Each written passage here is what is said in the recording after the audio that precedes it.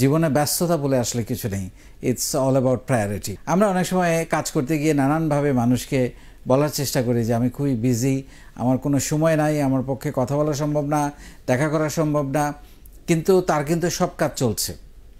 It's a priority. এখন যেটা হয়, আমাদের নানান রকমের সম্পর্কের মধ্যে আমাদের প্রতিদিন প্রত্যেকটা মুহূর্ত জড়িয়ে থাকতে হয়। পারিবারিক সম্পর্ক, বাবা মা, ভাই বোন, বউ জামাই, সন্তান, আত্মীয় স্বজন, তারপরে অফিসিয়াল সম্পর্ক, তারপরে হচ্ছে বন্ধুবান্ধব, colleague, professional relationship, corporate relationship, নানান সম্পর্কের মধ্যে আমরা কিন্তু থাকি। কিন্তু এখানে যে ঝামেলাটা হয় সেটা হচ্ছে যে অনেক সময় অনেকে আমরা যদি কাউকে কোনো ব্যাপারে কোনো কাজে আমরা ঠিকমতো না পাই, আমরা হয়তো একটা অজুহাত দেওয়ার চেষ্টা করি যে আমরা ব্যস্ত। এটা একটা সিম্পলি অজুহাত, আসলে এটা হচ্ছে প্রায়োরিটি। ওই মুহূর্তে আমি মনে করি একজন প্রফেশনাল মানুষের, একজন দায়িত্ববান মানুষের ওই মুহূর্তের প্রায়োরিটিটা হচ্ছে ইম্পর্টেন্ট। এখন ঝামেলাটা হচ্ছে যে আপনি যদি প্রায়োরিটি সারাক্ষণ খুঁজতে যান তখনই ঝামেলাটা শুরু হয়। একজন মানুষ সবসময় একই রকম প্রায়োরিটিতে একজন মানুষ থাকতে পারে না, সেই পরিবার হোক আর সেটা অফিস হোক বা যে কোনো কাজ হোক। আপনার হয়তো যে লাইফের সবচেয়ে গুরুত্বপূর্ণ মানুষ হচ্ছে আপনার বাবা মা, আপনার সন্তান, আপনার ওয়াইফ বা আপনার হাজব্যান্ড বা আপনার ভাই বোন, কিন্তু কখনো কখনো এমনও হতে পারে খুবই দূর সম্পর্কের একজন আত্মীয় আপনার লাইফের সবচেয়ে বড় প্রায়োরিটি ওই মুহূর্তের জন্য হয়ে যেতে পারে, কারণ সে হয়তো কোনো একটা বিপদে পড়েছে, কোনো একটা অ্যাক্সিডেন্ট করেছে, আপনি তাকে সাহায্য করতে চান।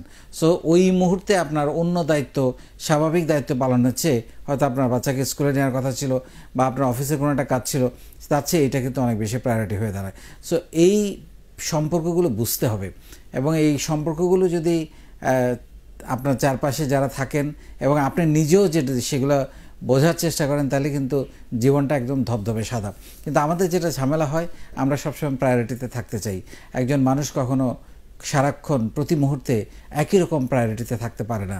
তার কাজ, কখনো কখনো তার কাজ, তার অফিস, তার দায়িত্ব, অন্য সব কিছুকে ছাপিয়ে, পরিবারকে ছাপিয়ে প্রায়োরিটিতে চলে আসবে। এটাই স্বাভাবিক, কারণ সেখানে এক্সিস্টেন্সের প্রশ্ন, সেখানে সময়ের মধ্যে কাজটাকে শেষ করার প্রশ্ন আছে, সেখানে দায়িত্বের একটা প্রশ্ন আছে। সেগুলো হ্যাঁ ডেফিনেটলি এর অর্থ এই নয় যে আপনি আপনার পারিবারিক দায়িত্ব পালন করতে অনীহা প্রকাশ করছেন, কিন্তু ওই সময়টা, ওই ঘন্টাটা বা ওই দিনটা হয়তো সঠিক সময় নয় প্রায়োরিটি দেওয়ার জন্য। সো ইভেন আমাদের রিলেশনশিপেও এই প্রায়োরিটি নিয়ে অনেক রকমের ঝামেলা তৈরি হয়। সো আপনি কাজ করতে গেলে এই প্রায়োরিটিগুলো বুঝতে হবে, এবং যাদের সাথে সম্পর্ক আপনি তৈরি করবেন তাদেরকেও বোঝাতে হবে যে দিস ইজ দ্য ওয়ে, আমি এভাবে কাজ করি। আমার সামনে যখন যে কাজটা আসে সেটা আমার জন্য অনেক বেশি প্রায়োরিটি, সেটাকে আমাকে গুরুত্ব দিয়ে করতে হবে।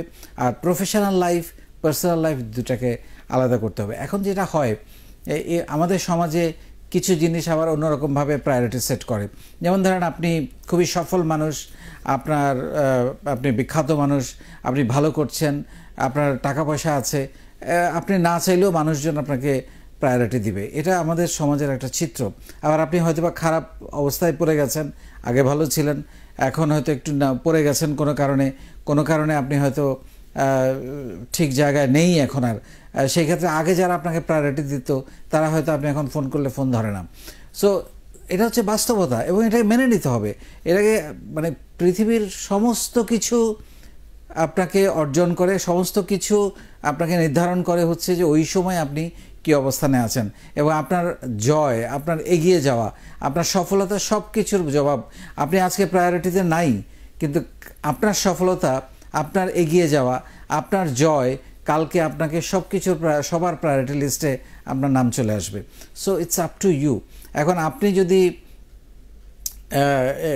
ডাউন থেকে বলেন যে আমাকে প্রায়োরিটি দিচ্ছে না, এইটার জন্য তো আপনিই দায়ী, আরেকজনকে দায়ী করে তো লাভ নেই, কারণ তার প্রায়োরিটিতে অনেক লিস্ট অনেক লম্বা।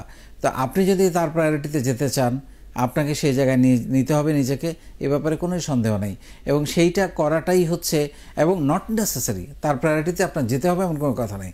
আমি বলছি আপনি যদি নিজের অবস্থান অর্জন করেন, অটোমেটিক অনেকের প্রায়োরিটিতে আপনি চলে আসবেন। আপনার এইটা লক্ষ্য নিয়ে কাজ করার দরকার নেই যে আমার কারো প্রায়োরিটিতে যেতে হবে, বরং আপনার এইটার লক্ষ্য নিয়ে কাজ করতে হবে যে আপনাকে আপনার একটা লক্ষ্যে, একটা অবস্থানে, একটা সফলতায়, একটা চূড়ায় আপনাকে পৌঁছাতে হবে। তখন অটোমেটিক সব কিছু প্রায়োরিটিতে চলে যাবে। আর আপনি যদি নিজে সে অবস্থানে এসে আপনি অন্যদের ভুলে যান, আপনি আপনি যাদেরকে প্রায়োরিটি দিতেন তাদেরকে ভুলে যান, সেটাও সঠিক হবে না। সো এগেইন আমি মনে করি একটা মানুষের চিন্তা ভাবনা, তার বুদ্ধিমত্তা, তার দায়িত্ব, তার সচেতনতা, তার ব্যক্তিত্ব নির্ভর করে সে কিভাবে প্রায়োরিটি দিচ্ছে। ওই মুহূর্তের জন্য আমরা হয়তো অনেক সময় কোনো কারণে ফোন ধরতে পারি না, তার মানে এই না যে আমি তাকে প্রায়োরিটি দিচ্ছি না। আমি হয়তো ওই সময় তার চেয়ে গুরুত্বপূর্ণ একটা কাজে বা অন্য কোনো ফোন কলে বা অন্য কোনো এমার্জেন্সি মিটিংয়ে ব্যস্ত থাকতে পারি। আমি ফোন ব্যাক যদি করি তারপরে ডেফিনেটলি আমি প্রায়োরিটি দেই। বা আমি যদি ভুলেও যাই, আবার ফোন করলে এমনভাবে কথা বলি যে সব কিছু ঠিক ছিল, দ্যাট ইজ অলসো প্রায়োরিটি।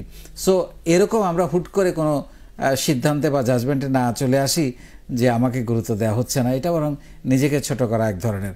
নিজের অবস্থান তৈরি করুন, প্রায়োরিটি অটোমেটিক আসবে। আর অন্যকে প্রায়োরিটি দেন, আপনিও প্রায়োরিটি পাবেন।